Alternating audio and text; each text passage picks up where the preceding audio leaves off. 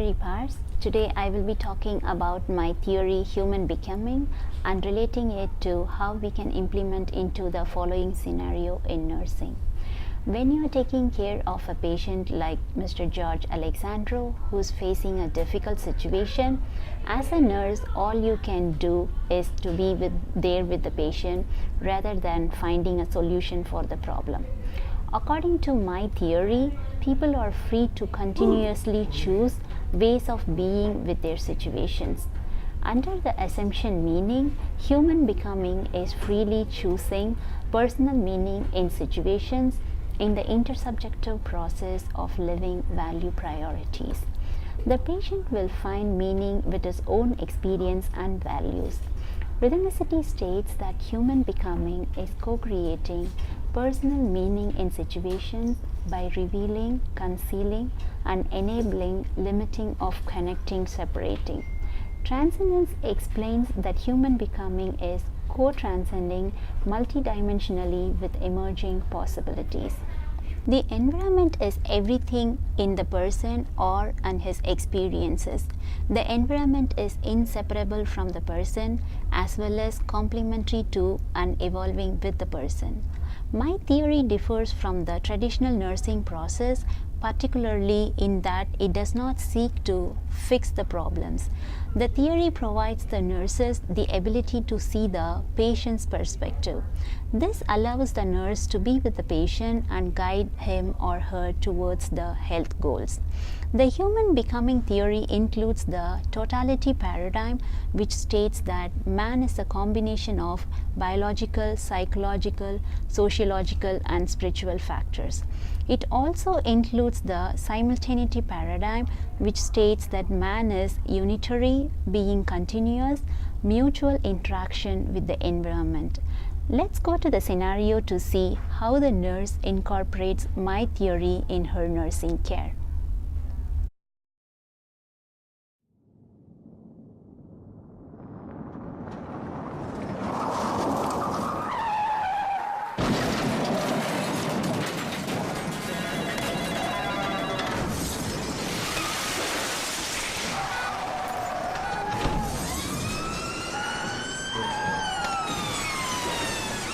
Case scenario. Mr. George Alexandro is a 29-year-old triathlon athlete at York University. He was admitted to the emergency department at Sunnybrook Hospital 5 days ago due to injuries he sustained from motor vehicular accident. He got into multiple vehicle wrecks. I'm hurt. He was thrown from the me. car through the window, hit the guardrail, and broke his leg. He bled out and lost consciousness. He was dead for a couple of minutes, but the medical team managed to bring him back to life. George was in so much pain. His left leg got infected and causes him a lot of problems. To avoid that from happening again, with his consent, the surgeon amputated his left leg.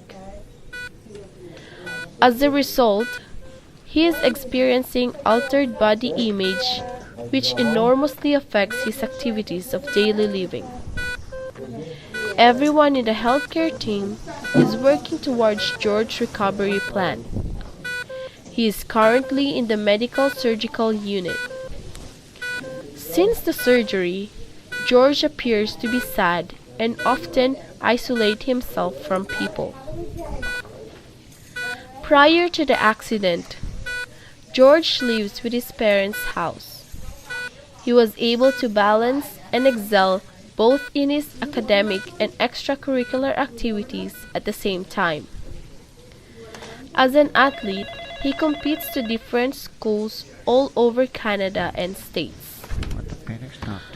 Our focus today is to discuss and incorporate Rosemary Parsi's human becoming theory in the patient's care and highlight the three principles of her theory, which is meaning, rhythmicity, and transcendence.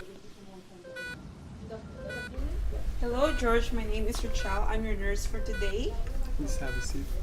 Thank you. How are you doing? I'm in a lot of pain. Aside from that, I feel miserable and devastated. After the surgery, I had a dream where I have two legs. But then when I woke up, I realized I only have one now. That crushed me, seeing myself without my left leg. I do not want it to be true. I can only imagine what you are going through in this difficult time in your life, George. We are here to help you.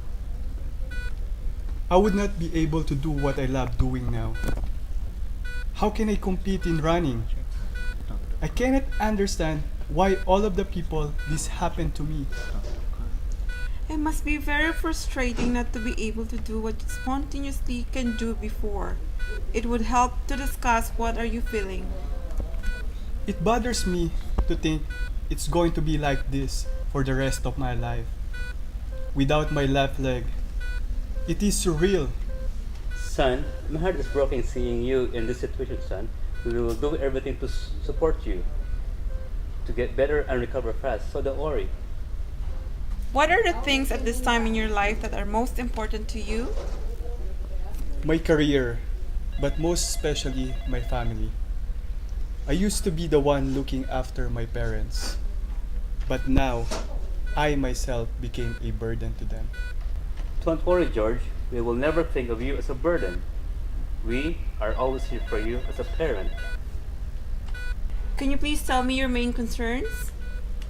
I feel ashamed and different now that I don't have my left leg.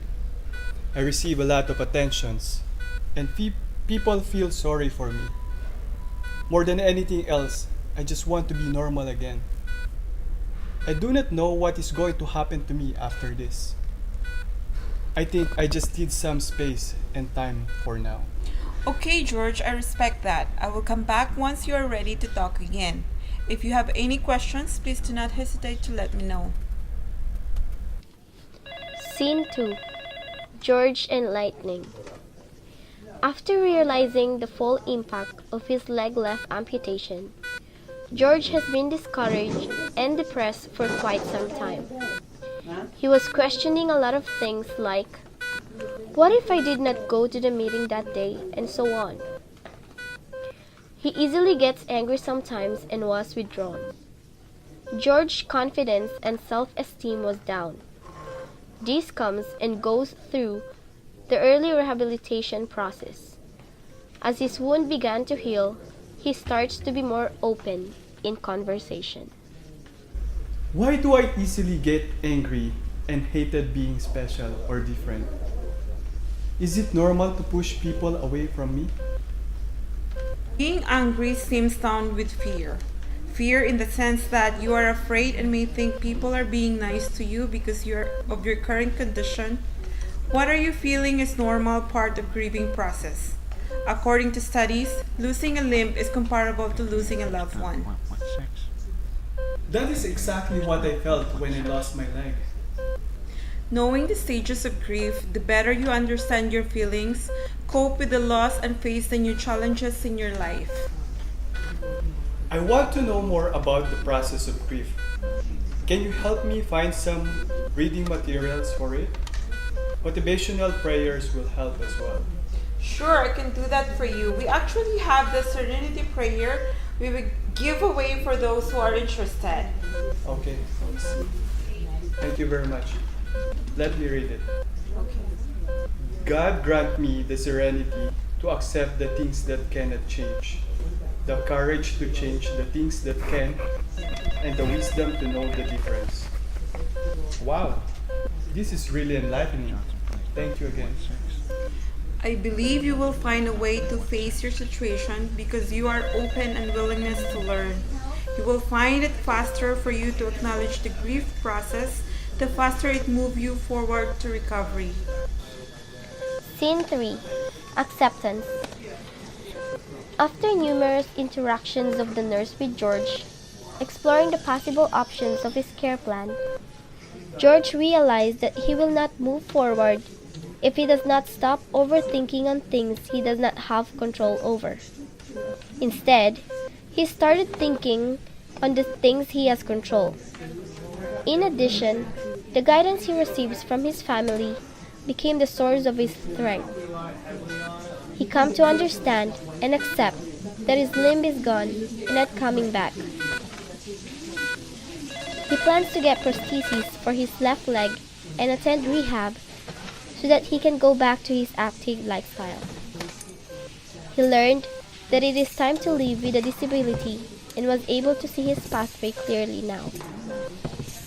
Yes, son, what? I realized that I still have the chance to get better and to be as close to my normal state as before. There is prosthesis that looks like and functions like a real leg. Oh, that's great, son. I'm so excited to give it a try. Yes, that's good. So, you know what, son? I'm so happy to hear it from you. I am thankful that everyone is helping me out to get through this process of recovery. I realize there are lots of options that can help me get back to my active lifestyle. Hello, George. Have you thought about all the options that we have explained to you? Yes, through my family's guidance, the resources you gave me, and with your explanation, I realized to get the prosthesis that will help me get around and do the things I used to before. I am glad that you have made your decision, George. I will inform the healthcare team about your decision. We will also arrange a prosthetics technician to come and assess you, where you have the opportunity to choose the design of prosthetics you want. Thank you very much for your help. You're welcome, George. Scene 4.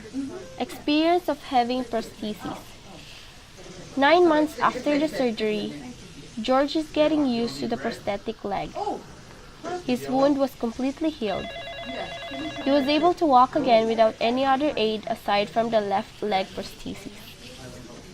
Hey, George, I noticed you look brighter today. Thank you.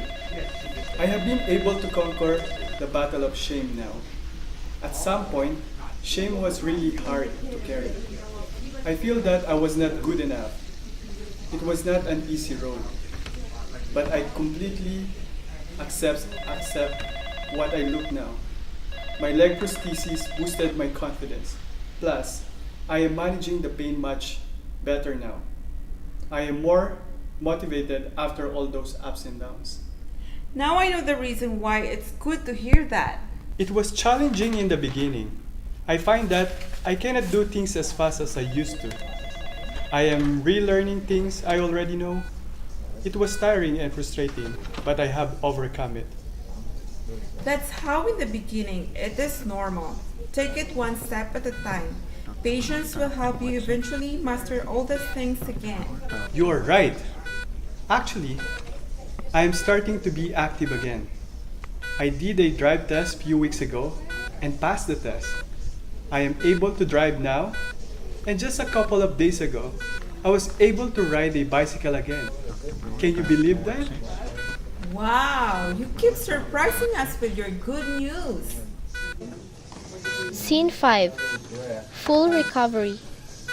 After 3 years of rehabilitation, training, and support from his family and the healthcare team, George became highly active in sports despite of his left leg amputation. He joined Paralympic competitions and received numerous awards and recognitions. He was able to run again, ride bicycles, do wall climbing, swimming, driving, and even skiing. He was able to do all kinds of activities of what a normal human being can do. Hello, George. I heard you're doing very well. Words cannot describe how happy we are for you. Thank you. The fact that I am pain-free now and living normal today in the closest possible form of myself before the accident is a testament that there is nothing impossible in life. I am a living proof of how far a patient recovery can achieve.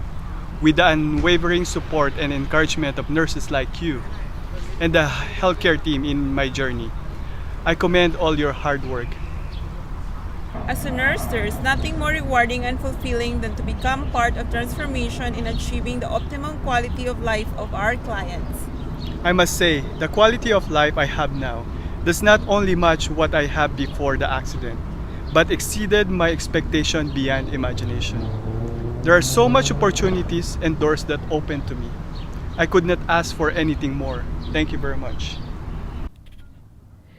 George became an indomitable force of inspiration, not only to those who have disabilities and feeling hopeless, but also to those who are currently going through hardships in life. He became a motivational speaker, getting invitations and going to different places here in Canada and other countries around the world to share his experience and how he overcome the struggles and succeed in life. Conclusion. Human becoming theory is so complex and abstract in its concept. In order for nurses to implement its tenets into practice, they must focus on interpersonal relationship between themselves, patient, and patient families. This theory does not address more concrete aspects of practice such as treatments or routines. Rather, the nurse should give their patient greater respect, autonomy, and empowerment. And nurses must understand that each patient will interpret words and non-verbal cues differently than the nurse or other patient would. Because of these, a nurse must not assume that they can predict how a patient will interpret their situation. Instead, they should ask the patient directly how they feel about their situation and what their values and beliefs are, and how they would feel these values influence their situation. At the same time, a nurse recognizes these differences in perception. The nurse must also respect whatever meaning the patient expresses, and not try to change or correct that person's feelings. Being said that, in our scenarios, we incorporated the three concepts of human becoming theory. The concept of meaning is that the nurse must understand that George will interpret words and nonverbal cues differently than the nurse or other patient would. And explicating the meaning takes time, and people know when it is right to illuminate the meaning and significance of an event or happening. As shown when the nurse asks George, "What are the things at this time in your life that are most important to you?" As for the concept of rhythmicity, the nurse should be aware that the more George trusts him and feels comfortable in his presence, the more George will be willing to reveal about himself, which is demonstrated when George trusted the nurse on the options he provided and able to realize that there is still hope for him. The nurse empathizes with George as he contemplates the options and anticipated consequences of difficult choices. And as for the concept of transcending, the nurse acknowledges George's effort to clarify his hopes, dreams, and desired directions. The nurse enhances this process by being present with George, who is exploring his issues, conflict, and options. This was demonstrated when the nurse reiterated George's possibilities and options and let him decide what path he wants to be in and encourages him about his decision, which in getting a prosthesis and when George eventually became a motivational speaker.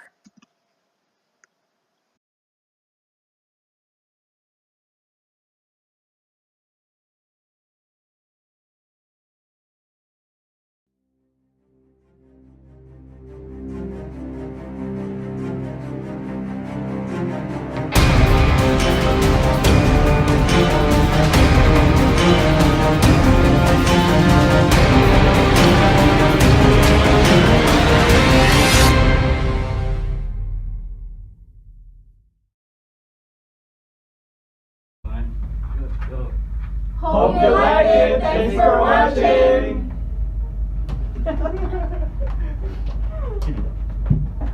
Okay, fine.